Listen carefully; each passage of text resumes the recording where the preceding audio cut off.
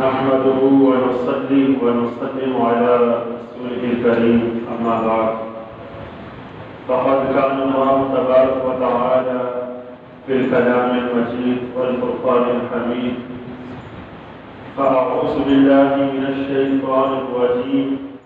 بسم الله الرحمن الرحيم إنما يريد الله ليذهب عنكم الرجس أهل البيت ويطهركم تطهيرا صدق الله مولانا العظيم إن الله وملائكته يصلون على النبي يا أيها الذين آمنوا صلوا عليه وسلموا تسليما اللهم صل على سيدنا ومولانا محمد معدن الجود والكرم وعلى آله وصحبه وبارك وسلم الصلاة والسلام عليك يا رسول الله الصلاة والسلام عليك يا حبيب الله الصلاة والسلام عليك يا رحمة للعالمين وعلى آلك وأصحابك يا خاتم النبيين اللہ تبارک و تعالیٰ کا احسان عظیم خالق کائنات کا بے پایہ کرم کہ رب ذوالجلال نے ہمیں ایک مرتبہ پھر مبارک تذکرہ سننے کی سعادت عطا فرمائی۔ اللہ تبارک و تعالی نیک لوگوں کے نیک سیرت کو سن کر ہمیں ان پر عمل کرنے کی توفیق عطا فرمائی۔ آج اہل بیت اطہار کا اور حسنین کریمین کا مبارک تذکرہ آج ہم سماعت فرمائیں گے۔ اللہ تبارک و تعالی ان مبارک ہستیوں کی بے شمار برکات ہم تمام کو نصیب فرمائے۔ اللہ تبارک و تعالی نے قرآن مجید فرقان حمید میں ارشاد فرمایا انما یرید اللہ لیذھب عنکم الرجس اہل البیت ویطہرکم تطہیرا۔ بے شک اللہ تبارک و تعالی ارادہ فرماتا ہے، چاہتا ہے اے اہل بیت اطہار وَيُطَهِّرَكُمْ تَطْهِيرًا تمہیں خوب صاف ستھرا فرما دے، تم سے ہر قسم کی نجاست کو، گندگی کو، میل کچیل کو تم سے دور فرما دے۔ وَيُطَهِّرَكُمْ تَطْهِيرًا اور تمہیں خوب صاف ستھرا فرما دے۔ اس آیت کے تحت علماء نے مختلف اقوال بیان فرمائے، تفاسیر کے اندر مختلف عنوانات کے تحت جو ہے اس آیت میں مختلف تفسیریں بیان فرمائی گئی۔ کہیں پر جو ہے اس آیت کے تحت یہ بھی لکھا گیا کہ یہاں پر جو کہا گیا اہل البیت والرجس اہل البیت کہ رزق کا جو لفظ جو استعمال کیا گیا اس سے کون سی گندگی، کون سی ناپاکی جو ہے وہ مراد ہے۔ علماء کرام علیہ الرحمۃ نے ارشاد فرمایا اس سے گناہ اور عذاب اور دیگر نقائص جو ہے وہ مراد ہیں۔ اور ایک روایت میں ایک جگہ پر یہ بھی لکھا ہوا تھا کہ اللہ تبارک و تعالی ارادہ فرماتا ہے اے اہل بیت اطہار تم سے ہر قسم کی میل کچیل کو جو ہے وہ دور فرما دے اور تمہیں خوب صاف ستھرا فرما دے۔ اور اسی طرح سے مختلف بیانات مختلف علماء نے مختلف جو ہے اس کے تحت تفسیریں جو ہے بیان فرمائی ہیں۔ اب جو ہے ایک بات ہمارے ذہن میں آتی ہے کہ اللہ تبارک و تعالی نے ارشاد فرمایا کہ اے اہل بیت اطہار۔ اب ہمیں یہ بھی پتہ ہونا چاہیے کہ اہل بیت ہیں کون، تو اس کے تحت بھی علماء کرام علیہ الرحمۃ نے طویل کلام فرمایا اور احادیث کی روشنی میں بھی جو ہے اس کی تفاسیر جو ہے اور اس کی وضاحت جو ہے بیان کی گئی۔ علماء کرام علیہ الرحمۃ یہ بیان فرماتے ہیں کیونکہ ان آیات میں آگے پیچھے جو ہے ازواج مطہرات کا تذکرہ ہے، لہذا اہل بیت اطہار سے مراد جو ہے ازواج مطہرات ہیں۔ اور اسی طرح سے یہ بھی اقوال بیان کیے گئے کہ اہل بیت اطہار سے مراد جو ہے حضرات پنجتن پاک ہیں، جنہیں ہم جو ہے پنجتن پاک کے نام سے یاد کرتے ہیں۔ پیارے آقا صلی اللہ تعالی علیہ وسلم کی ذات اقدس سیدنا خاتون جنت سیدنا علی المرتضیٰ رضی اللہ تعالی عنہ اور حضرات حسنین کریمین، یہ پنجتن پاک ہے اور انہیں جو ہے اہل بیت میں جو ہے شمار کیا گیا ہے۔ اور اس کی توضیح جو ہے آیات کے ساتھ ساتھ احادیث کے اندر پیارے آقا صلی اللہ تعالی علیہ وسلم نے جو ہے مختلف مقامات پر جو ہے بیان فرمائی۔ ایک روایت میں یہ بھی آیا کہ پیارے آقا صلی اللہ تعالی علیہ وسلم نے جو ہے ایک مقام پر سیدنا علی المرتضیٰ رضی اللہ تعالی عنہ کو اپنی ایک سائڈ میں اور ایک سائڈ میں سیدنا فاطمہ الزہرا رضی اللہ تعالی عنہ کو اور اپنے دونوں شہزادے یعنی حسنین کریمین کو ایک جگہ پر جو ہے بٹھایا، اور اس کے بعد اللہ تبارک و تعالی نے یہ آیت کریمہ انما یرید اللہ لیذہب عنکم الرجس اہل البیت ویطہرکم تطہیرا، یہ آیت مبارکہ جو ہے تلاوت فرمائی۔ اور پھر پیارے آقا صلی اللہ تعالی علیہ وسلم نے ارشاد فرمایا اللہم ہؤلاء اہل بیتی، اے اللہ یہ میری اہل بیت ہے، فاذہب عنہم الرجس وطہرہم تطہیرا، تو ان سے نجاست کو دور فرما دے، تو ان سے نجاست کو ضائع فرما دے، وطہرہم تطہیرا، اور انہیں خوب صاف ستھرا فرما دے۔ تو اس سے پتہ چلتا ہے اہل بیت اطہار جو ہے حضرات پنجتن پاک جو ہیں، یہ نفوس قدسیہ جو ہے مراد ہے۔ اور اسی طرح سے اہل بیت اطہار میں بعض علماء کرام نے بنو ہاشم کو بھی جو ہے ذکر فرمایا، اور اسی طرح سے دیگر افراد کا بھی جو ہے ذکر ہوا، اور پیارے آقا صلی اللہ تعالی علیہ وسلم نے بھی جو ہے مختلف مقامات پر مختلف صحابہ کرام علیہ رضوان کو بھی جو ہے اپنی اہل بیت میں جو ہے شامل فرمایا۔ جیسے سیدنا سلمان رضی اللہ تعالی عنہ کے بارے میں فرمایا کہ یہ سلمان ہمارے اہل بیت میں شامل ہے۔ تو یہ اہل بیت کے بارے میں جو ہے ہم نے گفتگو سماعت فرمائی کہ اہل بیت میں جو ہے کون سے افراد مراد ہیں، کون سے افراد شامل ہیں۔ اب جو ہے اہل بیت کا مقام مرتبہ کتنا بلند ہے، رب تبارک و تعالی کے پیارے محبوب صلی اللہ تعالی علیہ وسلم نے اہل بیت کے کتنے فضائل و مناقب جو ہے بیان فرمائے ہیں۔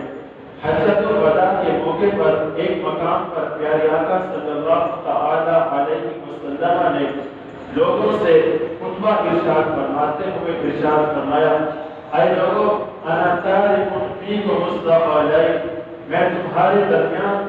دو بھاری چیزیں چھوڑ کر جا رہا ہوں، جب تک ان دونوں چیزوں کو مضبوطی کے ساتھ تھامے رکھو گے، جب تک ان چیزوں کو جو ہے مضبوطی کے ساتھ تھامے رکھنے کے ساتھ ساتھ ان پر جو ہے عمل کرتے رہو گے، کبھی گمراہ نہیں ہوگے۔ تو پیارے آقا صلی اللہ تعالی علیہ وسلم نے ارشاد فرمایا تو جو بھاری چیزیں تمہارے درمیان میں چھوڑ کے جا رہا ہوں، تو ان میں سے سب سے پہلی جو چیز ہے وہ ہے کلام اللہ، کتاب اللہ، اللہ تبارک و تعالی کا کلام، اللہ تبارک و تعالی کی کتاب قرآن مجید فرقان حمید میں تمہارے درمیان چھوڑ کے جا رہا ہوں۔ جب تک قرآن مجید فرقان حمید کو تم مضبوطی کے ساتھ تھامے رکھو گے، جب تک تم قرآن مجید فرقان حمید کے احکامات پر عمل کرتے رہو گے، قرآن مجید پڑھتے رہو گے، اس پر عمل کرتے رہو گے، کبھی بھی گمراہ نہیں ہوگے۔ جب تم نے قرآن مجید فرقان حمید کو چھوڑ دیا، اب جو ہے تم اس سیدھے راستے سے جو ہے تم ہٹ جاؤ گے، گمراہی والے راستے کو جو ہے تم اپنا لو گے۔ اس لیے گمراہ ہونے سے بچنے کے لیے ضروری ہے اللہ تبارک و تعالی کی مبارک کتاب قرآن مجید فرقان حمید کے ساتھ اپنے رشتے کو جو ہے مضبوط کیا جانا چاہیے۔ قرآن مجید فرقان حمید کے ساتھ اپنے تعلق کو جو ہے مضبوط رکھنا چاہیے تاکہ قرآن مجید فرقان حمید کی برکات ہمیں نصیب ہوتی رہے اور اللہ تبارک و تعالی قرآن پاک کے صدقے میں ہمیں ہر قسم کی گمراہیت سے بھی جو ہے محفوظ فرماتا رہے۔ تو یہ پہلی چیز تھی جو پیارے آقا صلی اللہ تعالی علیہ وسلم نے جو ہے بیان فرمائی کہ میں تمہارے درمیان دو چیزیں چھوڑ کے جا رہا ہوں۔ پہلی چیز قرآن پاک کتاب اللہ اور دوسری جو چیز ہے وہ پیارے آقا صلی اللہ تعالی علیہ وسلم نے ارشاد فرمایا میں تمہارے درمیان اپنی اولاد کو چھوڑ کے جا رہا ہوں، اپنی اہل بیت اطہار کو تمہارے درمیان میں چھوڑ کے جا رہا ہوں۔ جب تک میری اہل بیت کا ادب و احترام، جب تک میری اہل بیت کی تعظیم اور ان کے احکامات جو ہے ادا کرتے رہو گے کبھی بھی گمراہ نہیں ہوگے۔ جب تم نے میرے اہل بیت کی شان میں گستاخی کرنا شروع کر دی، جب تم نے میرے اہل بیت کے خلاف جو ہے نازیبہ گفتگو کرنا شروع کر دی اور میرے اہل بیت کے حقوق جو ہے ادا نہ کیے تو پھر سمجھ لینا کہ تم جو ہے سیدھے راستے سے ہٹ جاؤ گے۔ اسی لیے سیدھے راستے پر جو ہے گامزن رہنے کے لیے،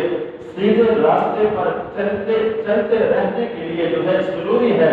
کہ اہل بیت اطہار کے دامن سے وابستہ رہا جائے، اہل بیت اطہار کے ساتھ عزت کے ساتھ ان کے آداب کا لحاظ رکھا جائے اور ان کے جو حقوق ہیں وہ صحیح طریقے سے ادا کیے جائیں۔ جتنے بھی سعادات ہیں ان کی عزت کرنا، ان کا ادب کرنا، ان کا احترام کرنا یہ ہم پر جو ہے یہ لازم ہے، یہ ضروری ہے۔ یہاں پر ایک مسئلہ یہ بھی جو ہے میں عرض کرتا چلوں، اگر کہیں پر ایسا ہو کہ سادات میں، سیدوں میں کچھ گمراہ کی جانب جو ہے لوگ چلے جائیں، پر مذہبوں کی طرف جو ہے ان کے ٹولے میں، ان کے جماعت میں اگر جو ہے وہ شمار ہو جائے، شامل ہو جائے تو ان کے ساتھ پھر ہمارا تعلق نہیں ہے، ان کی تعظیم اور ان کا ادب جو ہے وہ نہیں کیا جائے گا۔ اگر جو ہے وہ سنی صحیح العقیدہ سید صادق ہے،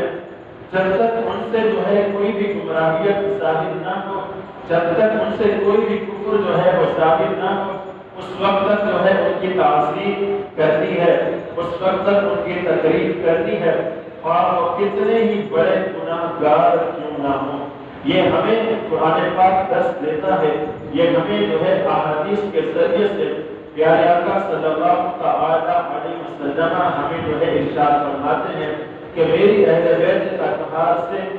عقیدت رکھنا، میری اہل بیت اطہار سے محبت رکھنا۔ ایک مقام پر پیارے آقا صلی اللہ تعالی علیہ وسلم نے اپنی اہل بیت اطہار کی مثال بیان فرماتے ہوئے پیارے آقا صلی اللہ تعالی علیہ وسلم نے ارشاد فرمایا میری اہل بیت اطہار کی مثال یہ نوح علیہ السلام کے طوفان کی کشتی کی طرح ہے۔ جو شخص اس کشتی میں سوار ہو گیا وہ جو ہے کامران و کامیاب ہو گیا، اور جو شخص اس کشتی سے رہ گیا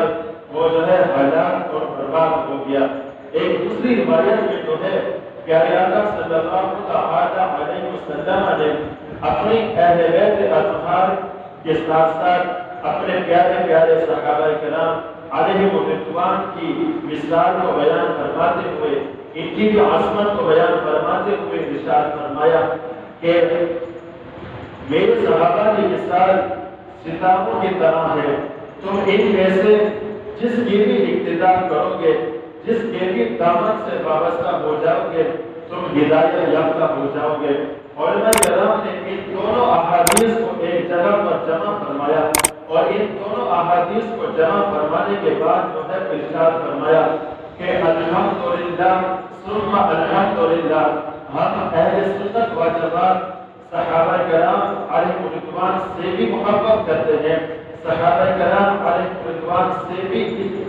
عزت اور احترام ان کے ساتھ جو ہے وہ پیش آتے ہیں، اور اسی طرح سے اہل بیت اطہار کی بھی عزت اور احترام کرتے ہیں، ان کی بھی محبت ہمارے دلوں میں جو ہے وہ بسی ہوئی ہے۔ پیارے آقا صلی اللہ تعالی علیہ وسلم نے دو مثالیں بیان فرمائی۔ علماء فرماتے ہیں جب سمندر کا سفر کیا جائے تو سمندر کا سفر کرتے ہوئے وہاں پر راستہ بتانے والا کوئی بھی نہیں ہوتا، وہاں پر جو ماہرین ہیں وہ ان جہازوں کے اندر اس سمندر کے سفر میں جو ہے وہ ستاروں کے ذریعے سے مدد حاصل کرتے ہیں، ستاروں کے ذریعے سے اپنے منزل کو جو ہے وہ متعین کرتے ہیں اور اپنے راستے کو جو ہے وہ تلاش کر لیتے ہیں۔ علماء فرماتے ہیں اللہ کا شکر ہے ہمارے دلوں میں صحابہ کی بھی محبت ہے، اہل بیت کی بھی محبت ہے، صحابہ کی محبت دلوں میں رکھ کر جو ہے اہل بیت کی محبت دلوں میں رکھ کر اہل بیت کی کشتی میں جو ہے ہم سوار ہو جائیں گے، اللہ تعالی ہمیں کامیابی عطا فرما دے گا۔ یہ اہل بیت اطہار کا مقام ہے، اہل بیت اطہار کی عزتیں ہیں۔ رب تبارک و تعالی نے اہل بیت اطہار کو بڑی عزتیں عطا فرمائی، بڑا مقام و مرتبہ عطا فرمایا۔ ابھی ہم نے سنا ایک روایت میں پیارے آقا صلی اللہ تعالی علیہ وسلم نے اپنی پنجتن پاک کا ذکر فرماتے ہوئے جو ہے انہیں اپنی اہل بیت میں جو ہے شامل فرمایا۔ ایک اور روایت میں جو ہے پیارے آقا صلی اللہ تعالی علیہ وسلم نے انہی پنجتن پاک کو جو ہے اپنی اہل بیت میں جو ہے شامل فرمایا۔